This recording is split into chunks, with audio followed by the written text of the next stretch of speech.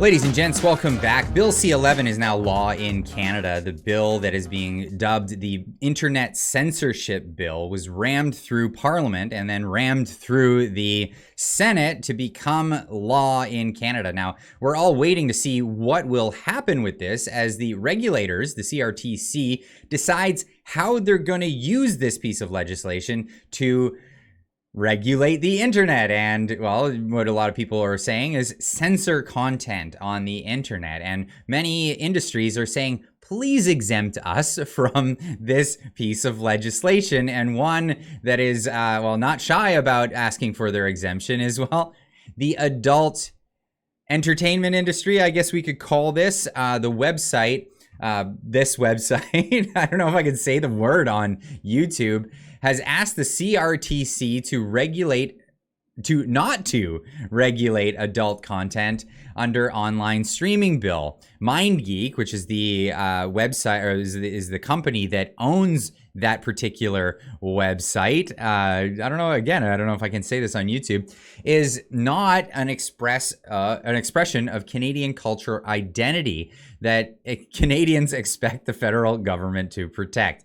And this is coming from the National Post.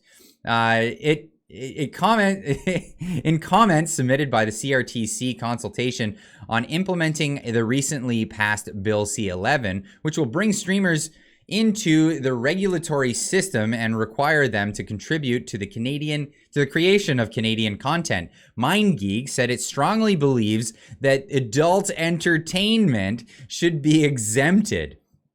And many people are saying we want to be exempted. I know YouTubers are saying we want to be exempted.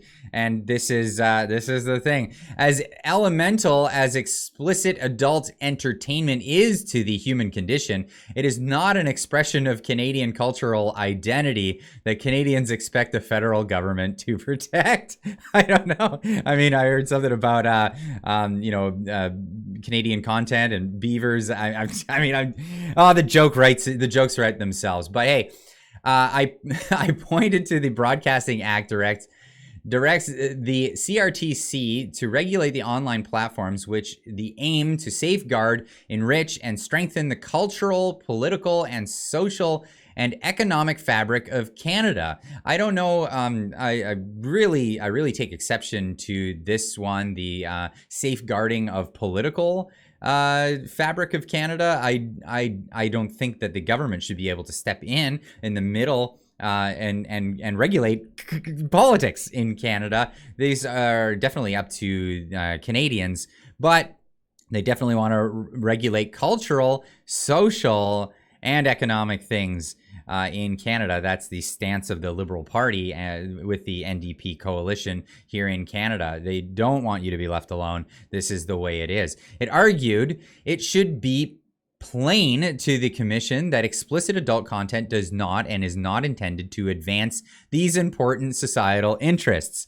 So they're really trying to drive this home to say that, hey, no, we don't have anything to do with what you're trying to regulate on this marketplace. So can you please ignore this and just leave our industry alone, as most industries would argue. And you can see this here. These are the industries that are trying to argue the similar thing. Entertainment Software Association of Canada, which supports the government's commitment to exclude video games.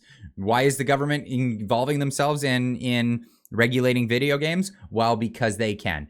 Mindgeek, the Canadian owner of that website, which is seeking a full exemption for adult content streaming sites. Apple wants an exemption, which calls on the commission to exempt podcasts and fitness streaming video services. UFC is also asking for an exemption. They want Fight Pass exempted, arguing that service without Canadian broadcast exemption should be exempted. Services without any Canadian broadcast competition. Yeah, it's pay per view. They're only putting it out there to people who pay for it, who have already heard about it.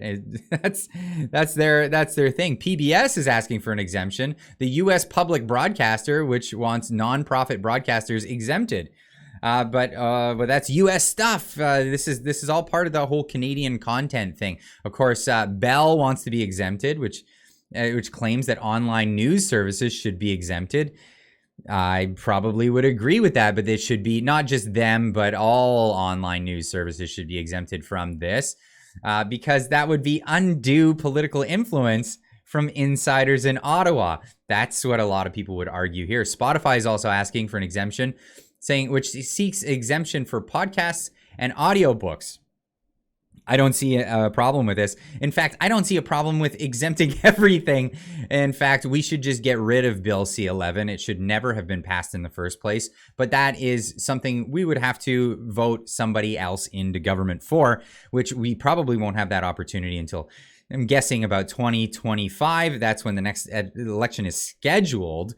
It doesn't look like anytime soon the NDP will back out of their coalition promise to prop up the government under Trudeau and his Liberal Party. Now, this article reads, the fight for Bill C-11 exemptions begins from adult content to UFC Fight Pass. Groups tell the CRTC they want out. The debate over Bill C-11 was marked by massive effort from digital creators to urge the government to exclude user content regulation from the scope of this legislation. While Canadian Heritage Minister Pablo Rodriguez misleadingly insisted that user content would not be covered by the bill, it took a policy direction of the CRTC, which is still in draft form, after the bill was passed to make that a reality. Yes, they are going to regulate user-generated content. Many other groups stayed on the sidelines during the Bill C-11 debates, choosing instead to wait for the CRTC process to make their concerns known. Thanks a lot for not joining the fight.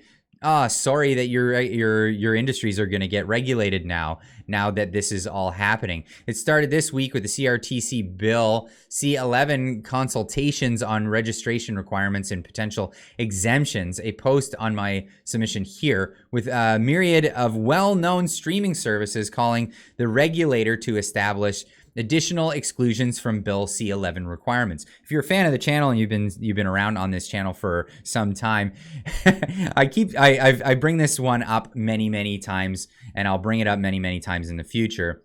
Anytime a market is regulated, the first thing to be bought and sold in that market are the regulators. So expect to see lots of payola, bribery, all kinds of kickbacks for the regulators, maybe even Mr. Rodriguez involved in this, and the people in the CRTC, which is a big group of Ottawa insiders that are in charge of picking winners and losers in now the online entertainment business. So this is a big issue here in Canada for a lot of people and a lot of outside concerned companies that have invested a lot in our market and will no longer be able to participate in that market, possibly depending on how the regulator decides to go forward with the implementation of this particular bill, Bill C-11, which again is being dubbed the Internet Censorship Bill, and many people speculating into the reasons for why this bill was brought forward in the first place,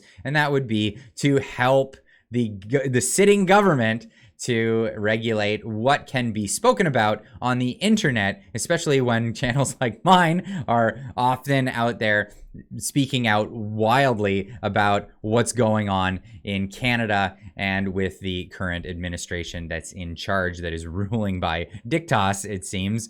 They don't really follow much of the will of Parliament. They just go forward with legislation nonetheless, or not the will of the constituents of that are meant to be represented in this whole thing. But I'm rambling, so I'm just gonna pull this video at this point. I'd like to ask this question to you guys in the comments down below.